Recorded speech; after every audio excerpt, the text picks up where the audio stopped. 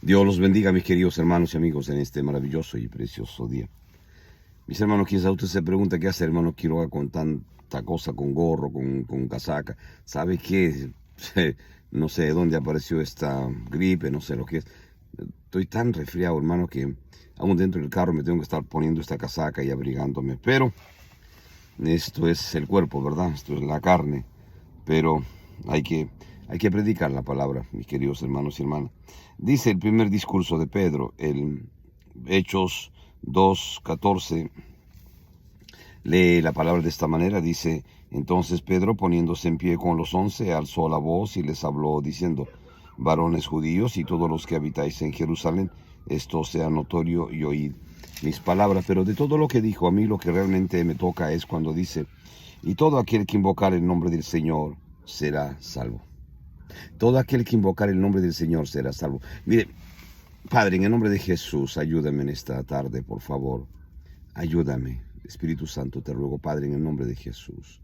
Y gloria y honra solamente sea Jesús de Nazaret. Mire usted, hermano, dice: y todo aquel que invocar el nombre del Señor será salvo. Yo no sé cuántas veces usted ha estado en pruebas terribles y cuando ha invocado el nombre del Señor, verdaderamente ha sido salvo, defendido, libertado. Yo tengo lo mío. Yo tengo mis testimonios que puedo decirlo con toda libertad. Una vez pasaba una prueba terrible, muy, muy dura. Y en ese momento estaba en mi casa clamando a Dios y preguntándole por qué y por qué. Literalmente, un demonio físicamente me tumbó al suelo y vino al cuello para ahorcarme y matarme. Literalmente. Piense usted lo que desea, es su opinión, es su pensamiento. Crea usted o no. Me tumbó al suelo y estaba matándome.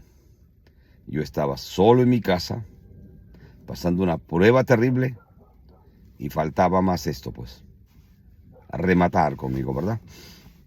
Entonces, estaba sujetado en el suelo por esta figura humana, pero era un demonio, porque nadie podía entrar a mi apartamento, porque yo estaba solo. Entonces, comencé con todo esfuerzo posible, tratar de decir tan solo la palabra Jesús. Mire, con tanta fuerza y esfuerzo, tan solo pude decir la palabra Jesús cuando me estaba ahorcando. ¿Sabe qué? Apenas dije la palabra Jesús, no claramente, pero dije Jesús, vino una fuerza. Mire, Dios es testigo, hermano. Vino una fuerza tan grande, vino como un viento, no sé cómo explicarlo, que agarró, como diría allí Ávila, ese pájaro, agarró esa imagen, ese demonio, lo tiró por la ventana del 5º piso del edificio y todo el edificio literalmente tembló. Y ¿sabe qué? Se escuchó como miles de ventanas se rompieron. Pero es una cosa sobrenatural. Yo me quedé temblando en el suelo. Pero Dios me acababa de defender. La palabra de Dios dice: clama a mí y yo te responderé y te enseñaré cosas grandes y ocultas que tú no conoces. Y este pasaje me toca a mí cuando dice: y todo aquel que invocar el nombre del Señor será salvo. Yo invoqué el nombre de Jesús esa casi noche, porque verdaderamente, encima de toda la prueba que estaba pasando, tuve este ataque terrible, como para cerrar con broche de oro el diablo y acabar conmigo. Pero Jesús no lo permitió. Me quedé tirado en el suelo. Llamé a un amigo que ya está con el Señor ahora, un hermano cristiano, y me dijo: voy para allá, espérame, te recojo en unos 15 minutos. Yo estaba todo golpeado, herido, literalmente destrozado, físicamente y emocionalmente. Él vino, oró por mí, me ungió con aceite, me llevó a su casa. En su casa él me tuvo viviendo más de un mes, cuidándome todos los días. ¿Sabe? Dios es un Dios de verdad. Por eso predico su palabra, porque Dios, yo siendo pecador, me ha perdonado, me ha libertado, me ha dado vida eterna. Ha escrito mi nombre en el libro de la vida en el cielo. Esto no me ha contado nadie. Y me pasaría la tarde contándole y contándole de testimonios que Dios ha hecho en mi vida. Pero esto, leyendo lo que dice Pedro, y todo aquel que invocar el nombre del Señor será salvo. Tan solo eso, invocar el nombre del Señor y el hombre será salvo. Salvo de sus pecados, salvo de sus maldades, salvo de sus angustias, salvo de sus pruebas terribles. Yo estaba en una prueba terrible. ¿Quién podía mover ese bicho, como diría Ávila, de mi cuerpo? ¿Quién? Si era un demonio. Estaba siendo terriblemente aplastado en el suelo. Y ahora usted dirá, hermano, ¿pero usted estaba en pecado? No, hermano, yo estaba bien. Estaba pasando una prueba terrible. Pero sabe que, hermano, Dios en su misericordia me sacó de esa prueba terrible. Había pasado pruebas terribles días antes. Me desahuciaron en el hospital San Barnabas, primero, después en el San Barnabas, en el Lucas también, San Lucas. Me desahuciaron, me dijeron que solamente tenía 6 meses de vida y que me preparase y que dejara todo en orden, y por eso me mudé a ese apartamento, y que me fuese, si era posible, a mi país, porque iba a morir, no había forma, no había cura. Yo tenía un derrame cerebral, una parálisis en la mitad del cuerpo y estaba mal. Pero Dios me acababa de sanar y después vino este ataque. Lo que le quiero decir, hermano, es mientras usted esté en la mano de Jesús, usted siempre tendrá un Dios que lo defienda, porque Él lo ha prometido. Él dijo, yo estaré contigo, no te dejaré ni te desampararé. Si hay cosas que el Señor permite, es para fortalecer su fe.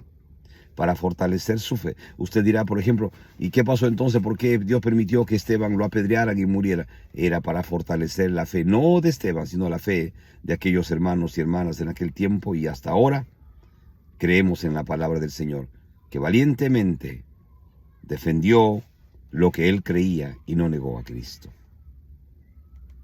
Y usted dirá, ¿y por qué entonces tuvo tantas pruebas?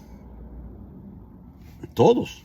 Tiene usted a Pedro, tiene usted a Pablo, a Silas, al mismo José. Terribles pruebas, lo vendieron, su propia sangre, sus propios hermanos. Lo vendieron, lo tiraron en una cisterna. Que si ha habido agua, se hubiese ahogado y muerto, ¿verdad? Y de ahí lo sacaron desnudo y lo vendieron a los ismaelitas que iban camino a Egipto. Y cuando estaba en Egipto, se lo vendieron a Potifar, el capitán de la guardia. Desnudo. ¿Se imagina usted la humillación? Prueba tras prueba tras prueba. ¿Acaso él estaba apartado de Dios? No, él amaba a Dios. Pero su propia sangre lo quiso matar. El diablo usando vez tras vez para querer acabar con José, porque sabía que su bendición venía en camino. A este soñador, como lo llamaban sus hermanos, su padre, estaba pasando ahora terribles pruebas. Pero el Señor estaba con él. El Señor estaba con él. Y usted conoce la historia, no solamente ahí. Después, la mujer de este capitán quería almorzarse o cenar o desayunar con él. Es la verdad. Quería acabar con José, porque dice que era un muchacho de hermoso parecer. Físicamente era jovencito, tenía 17 años. Y está vieja, como decía un predicador, está vieja y ya recorrida. Quería levantarse este hebreo hijo de Dios. Increíble el diablo, ¿verdad? Pero este hebreo hijo de Dios conocía a su Dios verdaderamente, pues. José sabía quién era su Dios. Y pasase lo que pasase, la prueba que pasara, él se iba a resistir y agarrar de Dios, aún en sus peores momentos. Y así fue. Usted conoce la historia. Fue a la cárcel. Estuvo en la cárcel. Pero Dios fue su defensa. Y ahí en la cárcel, aún estando preso en la cárcel, Dios lo puso por cabeza. Y salió de ahí directamente para trabajar, para ser el segundo después del rey. Lo sacaron, le dieron ropas nuevas, lo perfumaron, el rey le dio su anillo, le dio un palacio, le dio una esposa. Ahora, ¿cuántos años habían pasado? 13 años. 13 años de prueba, amigo. 13 años de prueba, mi hermano. ¿Pero acaso negó a Dios? No lo negó. No negó a Dios. Por eso me toca esta porción cuando dice, y todo aquel que invocar el nombre del Señor será salvo. Todos, no hay excepción alguna. Sea usted judío, griego, de la nacionalidad que usted sea. Y finalmente, usted conoce la historia, que Dios lo puso, el segundo después del rey, poderoso, con todo, con carros, con caballos, con palacio, con una hermosa mujer, con familia, con hijos. Y comenzó la terrible hambruna. Y él tenía todo controlado. Tenía comida de sobra para su nación y para dar. Y ahí aparecieron sus enemigos. ¿Y quién eran sus enemigos? Su propia familia, sus propios hermanos. Allá aparecieron en busca de alimentos, pero no sabían que era José, el grande y poderoso que controlaba todo, que cada día engrandecía el reino. ¿Por qué? Porque tenía el control de la comida. Y ahí aparecieron sus hermanos. Ahí aparecieron aquellos que lo vendieron un día y no les importó el llanto ni el dolor de José, ni tampoco les importó a estos hijos el dolor de su padre y su madre. Su madre ya había muerto de José. Y para no hacer tan larga esta historia, finalmente José se presentó ante ellos. Y hasta el último día de su vida, José amó a su familia y dejó un mandamiento, que cuando él muriera, llevasen sus huesos a su tierra natal. Y así fue. Eso fue la historia de José, que nunca se vengó de sus hermanos. Al contrario, los ayudó, no los desamparó. Y finalmente pudo abrazar a su anciano padre y a su hermanito el más chiquito. Qué prueba, ¿verdad? Usted me dirá, hermano, pero hay que pasar todas esas pruebas para ser bendecido. Hermano, Dios trata con cada cristiano de la manera que Él considera que es bueno para usted y para mí. Sí, Dios sabe cómo tratará con usted, pero de que usted va a pasar pruebas, claro que va a pasar pruebas, sino cómo usted va a ser preparado, pues mi querido hermano y hermano, para predicar su palabra. ¿Qué testimonio va a dar, verdad? Los atletas se preparan terriblemente para tener una corona incorruptible, dice la Biblia. Y usted se prepara valientemente para tener una corona que no sea corruptible. Porque los atletas, se preparan tanto y les dan una corona corruptible, Pero los cristianos esperamos una corona incorruptible, como se lo dieron a Pablo. Y Pablo lo dijo a Timoteo. Le dijo, Timoteo, pelea la buena batalla, predica la palabra de Dios, exhorta. No vendas el evangelio. Qué grande, ¿verdad, Pablo? Le dijo, no vendas el evangelio. Predica la palabra diestra y siniestra, exhorta, redarguye. Pero no vendas la palabra. Y en estos tiempos muchas veces vemos hermanos y hermanas que venden la palabra por una miseria de dinero, por una necesidad. Hay pastores y evangelistas que van a determinados lugares y si no hay una cantidad suficiente de ofrendas no quieren predicar. Mire qué miserables, ¿verdad? Cómo el dinero puede manipular sus mentes, sus vidas, todo. Y si no hay dinero no predican, mi amigo. Cantantes que si no le dicen la cantidad de dinero que le van a dar, no predican, así de simple. No son adoradores de Dios, sino ellos se creen artistas cristianos. Mis hermanos, aquí estamos. Aquí estamos con el único propósito para decirle que no se rinda. No se rinda, siga adelante, mi hermano, mi hermana. No se rinda cualquiera fuera su circunstancia de vida en este momento. No se rinda. Esto es pasajero. Usted y yo somos peregrinos en esta tierra. Un día partiremos de aquí victoriosamente y nos iremos al cielo con Jesús. Le vuelvo a repetir, dice, y todo aquel que invocar el nombre del Señor será salvo. Todo aquel que invocar el nombre del Señor será salvo. Mi hermano, usted conoce la palabra, métase más en ella. Conozca más a su Dios. Conozca más a su Dios. Cuando miro la historia de Esteban, que murió alabando a Dios y pidiendo a Dios que no le tomen en cuenta a sus asesinos que lo estaban apedreando, que lo estaban matando. Mire usted qué grande es Dios. Que dio ese poder a Esteban, que el Espíritu Santo en medio de ese dolor, en medio de ese ataque, muriéndose, él se estaba yendo al cielo, pero estaba pidiendo por sus asesinos. Y muchas veces nosotros, mis queridos hermanos, tenemos una prueba pequeñita y maldecimos a todo el mundo. O que si el pastor no nos miró, o el hijo del pastor, o la hija, o la esposa, no nos miró, o no nos saludó, atacamos de tal manera y decimos, no vamos a ir de iglesia, cambiar de iglesia, porque esta iglesia es muy carnal, y acusamos y atacamos, por cosas tan simples que el diablo nos envuelve. Digo esto, porque esto es verdad. Y divide las iglesias y separa las iglesias, separa a los miembros de diferentes iglesias. Mire, aquí en el Bronx hay un lugar donde en la cuadra probablemente habrán 100 pequeñas iglesias. En una sola, quizás estoy exagerando un poco, ¿no? Pero quizás en la misma cuadra habrán no menos de unos 5 o 6 iglesias pequeñas. En la misma cuadra, en un lado y en el otro lado. ¿Y sabe usted qué? Este es lo triste, increíble. Todos dicen que tienen la verdad. Todos dicen que son la iglesia perfecta, que son la única iglesia que los llevará al cielo. ¿Y sabe qué?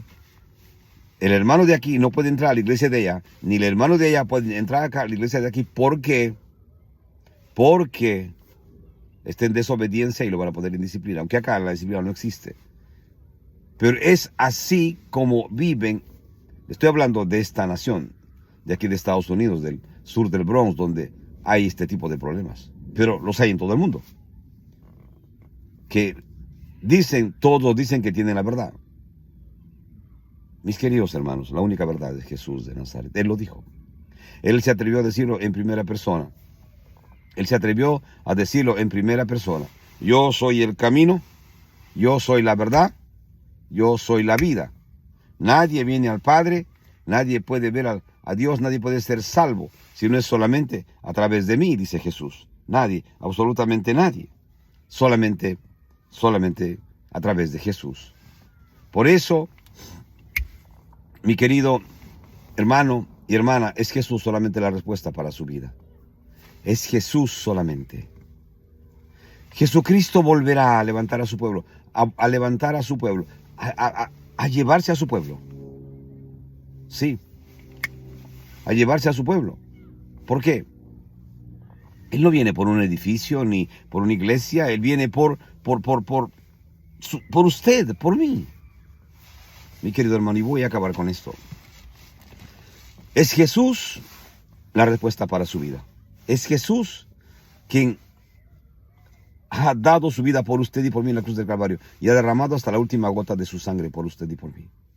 Mi querido hermano, agárrese de Jesús con todas sus fuerzas. Perdonen, no estoy con una gripe, pero eso que importa. Lo importante es Jesús en su vida. Lo importante es Jesús, mi hermano. Jesús esté pasando la prueba que esté. Amén. Que Dios lo bendiga. Vamos a orar. Padre, en el nombre de Jesús, bendice a mis hermanos y hermanas en cualquier parte del mundo. Bendícelos. Fortalécelos en este día, Padre, y dales la victoria.